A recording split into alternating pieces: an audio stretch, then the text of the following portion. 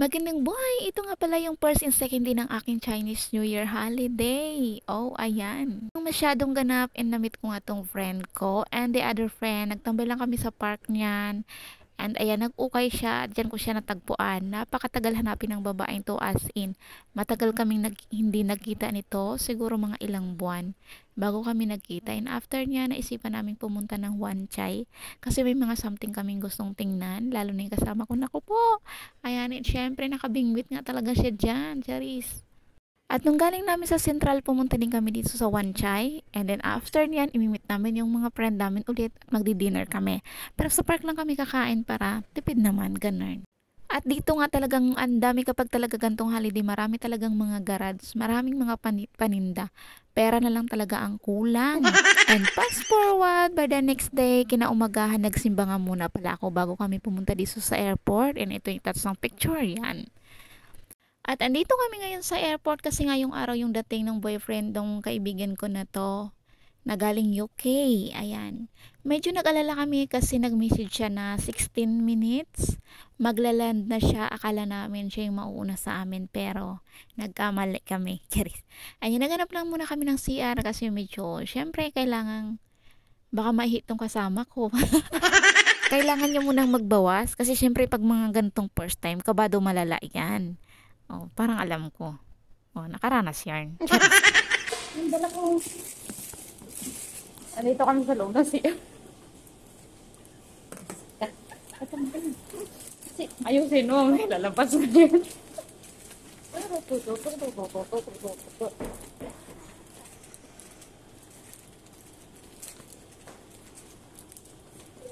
Face reveal. Face reveal.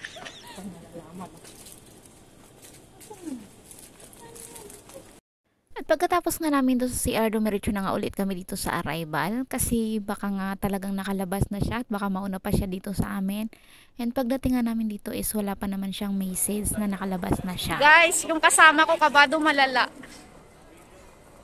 Lagi nga kami natingin sa monitor kasi baka palabas na siya. And syempre hindi ko siya kilala siya ng kasama ko. Pang ano to guys, baka kasi ano siya bigla. Oh. Baka biglang Supportive. Baka biglang mahimatay ba?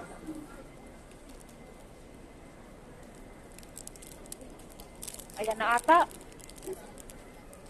Puti ba yung ano nun? Buhok na? Ay, hindi pa pala.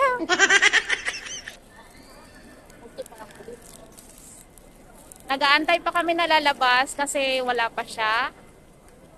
So, yan. Mag-update kami later. At habang nag-aantay nga kami, nililibang ko tong kaibigan ko at sabi ko sa kanya na, press pa ba yung hininga mo? Kasi baka pag naamoy yan, bumalik agad ng yoke. Ganun. At eto nga pagkatapos ng matagal na pag-aantayan, kabado malala 200% yan, Cheris. And eto na nga, finally, andito na siya. Nag-message na siya, nalalabas na siya. So sabi ko nun sa kaibigan ko, sabihin mo na arrival V. V, ganun. And eto nga, hindi ko alam, akala ko itong naka-green ng maleta na. Sabi ko sa kanya, asan ba? Asan ba? Sabi ko, kasi ako nagbibideo. And yung pala yung nakasunod. And ayan, Alex, welcome to Hong Kong. And syempre, finally, ito na nga, magkikita na sila after ng ilang buwan, Charis. And syempre, ang lola nyo, parang gusto ko nang hindi na ako mag-video eh. Pero syempre, moment nila to, pagbibigyan natin sila. O, diba? Ganun ako ka-supportive na kaibigan. Bleh. And pagkatapos nga nila dyan, mag-moment-moment, ganyan. Nung papunta na si Alex sa akin banda, tinanong ko siya kung okay lang ba sa video. Pero wala na siyang magagawa kasi kanina pa ako nagbibideo sa kanya.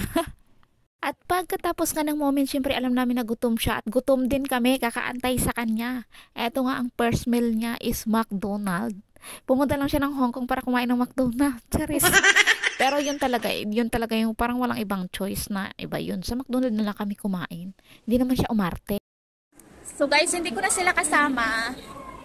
And magta-taxi sila tapos ako, magbabas ako. O, diba? Ay, charis. So ano na sila, magta-taxi sila doon sa kabilang side, tapos ako naman is dito sa kabilang side. Yan. Yan yung way ko. Ganda ng likod.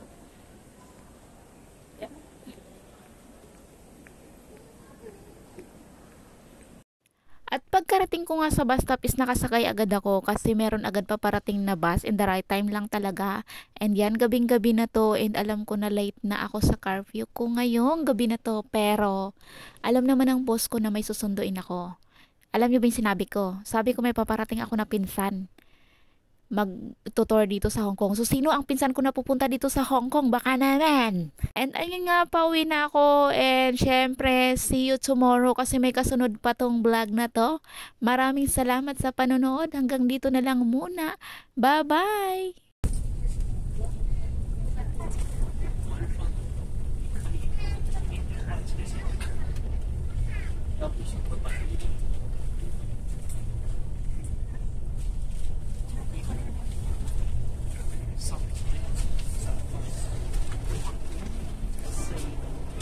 that's我上上，你应该全部得。